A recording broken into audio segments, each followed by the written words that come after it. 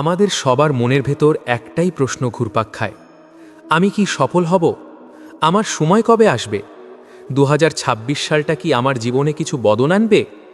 কেউ এই প্রশ্ন করে নীরবে, কেউ আবার ঈশ্বরের সামনে দাঁড়িয়ে চোখের জলে। আজ আমরা ভবিষ্যৎ জানার চেষ্টা করব না, আজ আমরা জানার চেষ্টা করব শ্রীকৃষ্ণ ভবিষ্যৎ সম্পর্কে কি বলেন। মহাভারতে একবার অর্জুন শ্রীকৃষ্ণকে প্রশ্ন করেছিলেন, হে কেশব, আমি কি জয়ী হব? শ্রীকৃষ্ণ উত্তর দেননি হ্যাঁ বা না, তিনি শুধু বলেছিলেন, কর্ম করো অর্জুন, ফল আমার হাতে ছেড়ে দাও। শ্রীকৃষ্ণ কখনো ভবিষ্যৎ বলেন না, তিনি ভবিষ্যৎ গড়ার পথ দেখান। সফলতা মানে কি? আমরা সফলতা মানে বুঝি টাকা, নাম, সম্মান, সুখ। কিন্তু শ্রীকৃষ্ণ বলেন, যে মানুষ নিজের ভয় জয় করতে পারে সেই আসল সফল। 2026-এ সফলতা পাবে কিনা তা সময়ের ওপর নয়, তা নির্ভর করে আজ তুমি কেমন মানুষ হচ্ছ তার ওপর। 2026 নিজে কিছু নিয়ে আসবে না, সময় শুধু দরজা খুলে দেয়। শ্রীকৃষ্ণ বলেন, সময় কাউকে ধাক্কা দেয় না, সময় আয়না দেখায়। যদি আজ তুমি পরিশ্রম এড়িয়ে যাও, দায়িত্ব এড়িয়ে যাও, নিজেকে বদলাতে ভয় পাও, তাহলে 2026ও তোমার মতোই থাকবে। আপনাদের সবাইকে স্বাগত জানাই মৌন কথা চ্যানেলে, যেখানে শব্দ কম কিন্তু অর্থ গভীর, যেখানে গল্প নয় জীবনের দিশা।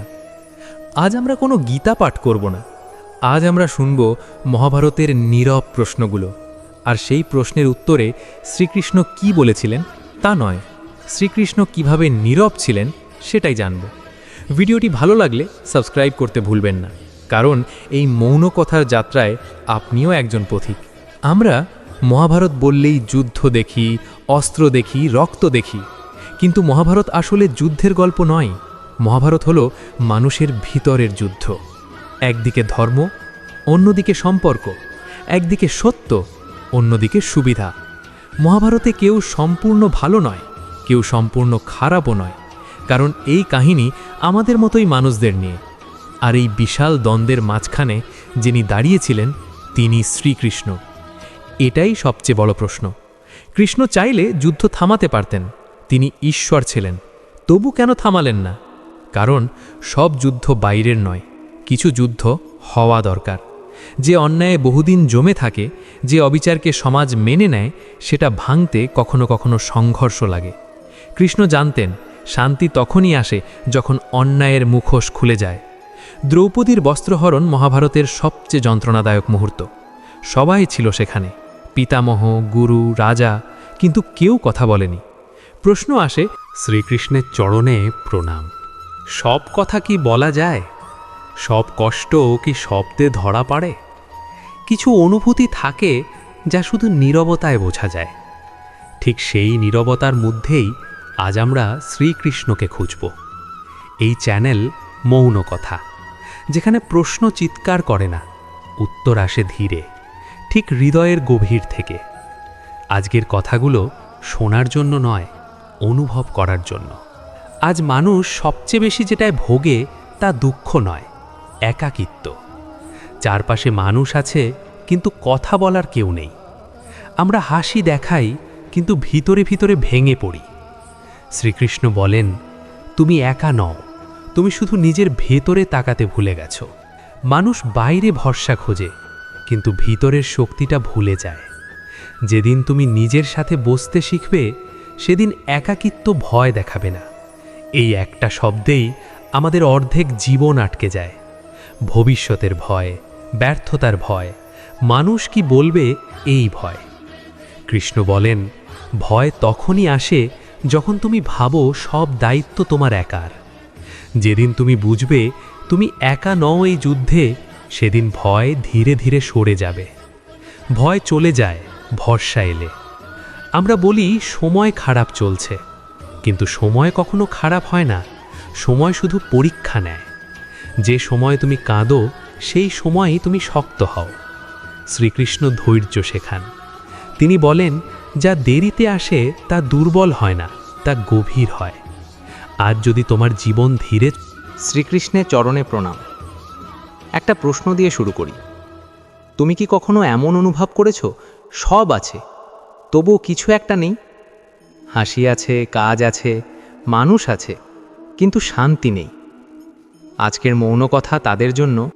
শ্রীকৃষ্ণের চরণে প্রণাম। সব কথা কি বলা যায়? সব কষ্ট কি শব্দে ধরা পড়ে?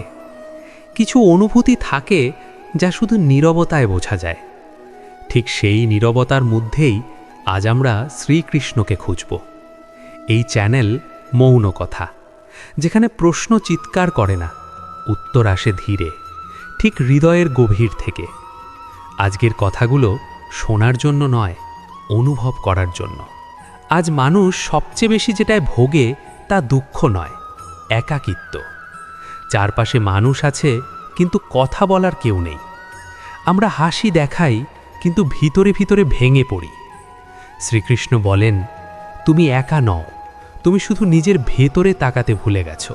মানুষ বাইরে ভরসা খোঁজে কিন্তু ভিতরের শক্তিটা ভুলে যায়। যেদিন তুমি নিজের সাথে বসতে শিখবে সেদিন একাকিত্ব ভয় দেখাবে না। এই একটা শব্দেই আমাদের অর্ধেক জীবন আটকে যায়। ভবিষ্যতের ভয়, ব্যর্থতার ভয়, মানুষ কি বলবে এই ভয়। কৃষ্ণ বলেন, ভয় তখনই আসে যখন তুমি ভাবো সব দায়িত্ব তোমার একার। যেদিন তুমি বুঝবে তুমি একা নও এই যুদ্ধে, সেদিন ভয় ধীরে ধীরে সরে যাবে। ভয় চলে যায় ভরসা এলে। আমরা বলি সময় খারাপ চলছে, কিন্তু সময় কখনো খারাপ হয় না। সময় শুধু পরীক্ষা নেয়। যে সময় তুমি কাঁদো সেই সময়ই তুমি শক্ত হও। শ্রীকৃষ্ণ ধৈর্য শেখান। তিনি বলেন, যা দেরিতে আসে তা দুর্বল হয় না, তা গভীর হয়। শ্রীকৃষ্ণ নীরবতা ভালোবাসেন, কারণ নীরবতায় আত্মার শব্দ শোনা যায়। আজ একটু চুপ থাকো, মোবাইল থেকে দূরে, মানুষের ভিড় থেকে দূরে। চোখ বন্ধ করে বলো, কৃষ্ণ। দেখবে এক অদ্ভুত শান্তি নেমে আসবে। বন্ধুরা, জীবন খুব ছোট, কিন্তু ভক্তি জীবনকে বড় করে। আজ যদি একটি কথাও তোমার।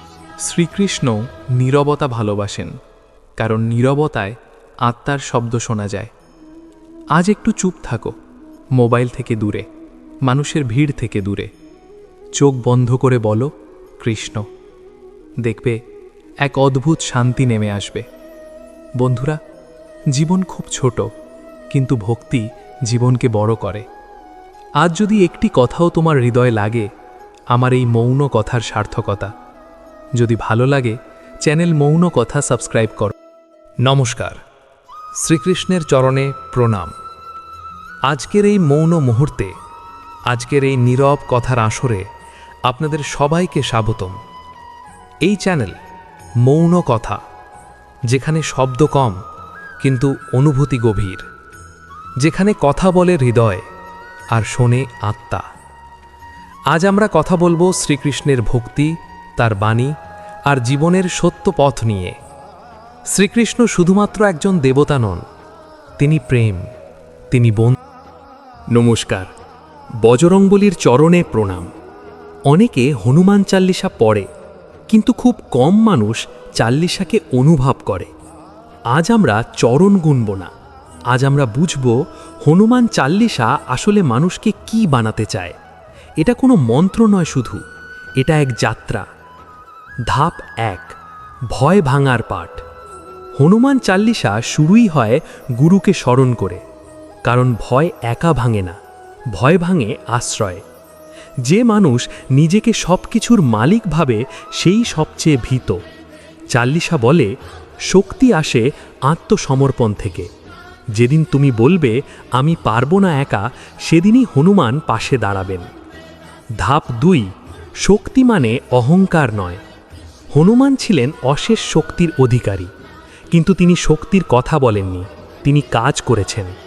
চাল্লিশা আমাদের শেখায় শক্তি দেখানোর জন্য নয়, শক্তি দেওয়ার জন্য। আজ যদি তুমি সামর্থ্যবান হও কিন্তু নম্র নও, তাহলে সে শক্তি বোঝা হয়ে যায়। হনুমানের শক্তির মূল ছিল তার বিনয়। ধাপ 3,